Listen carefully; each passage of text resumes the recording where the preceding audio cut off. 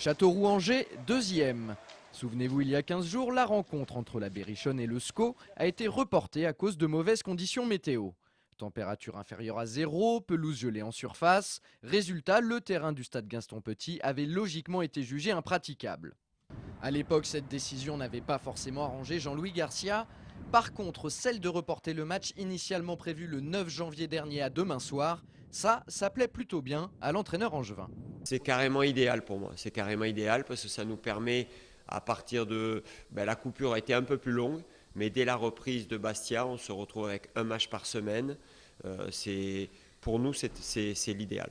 On aurait eu la trêve de la Coupe de France, on aurait encore perdu une semaine de compétition. Donc c'est vrai que comme il a été déplacé ce week-end, ça nous arrange pas mal, quoi. L'autre bonne nouvelle pour le SCO, c'est que la plupart de ses concurrents directs ne joueront pas ce week-end en championnat. Les rencontres de Lens, Boulogne et Montpellier n'ont pas été annulées il y a 2 semaines. Seul Strasbourg doit rattraper son match de retard. Les Alsaciens jouent ce soir contre Reims.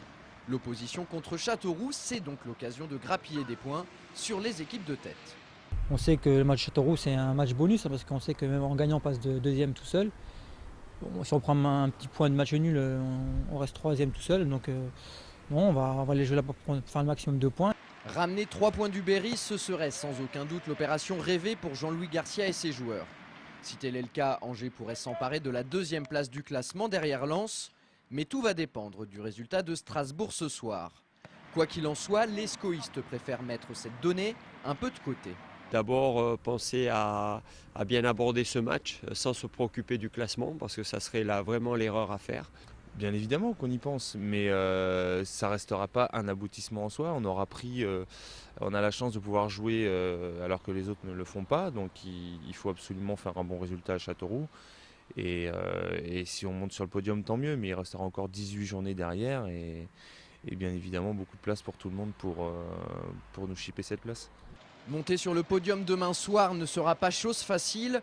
Actuellement, Châteauroux est 18e de Ligue 2 et donc premier relégable. La formation entraînée par Dominique Bijotta a besoin de points si elle veut s'extirper de la zone rouge. Tout ça pour dire que ce n'est pas parce que la Berrichonne est mal classée que la rencontre de demain s'annonce gagnée d'avance pour les Angevins. Il n'y a aucun match facile, que ce soit dans les équipes de haut de tableau, de milieu de tableau ou de bas de classement.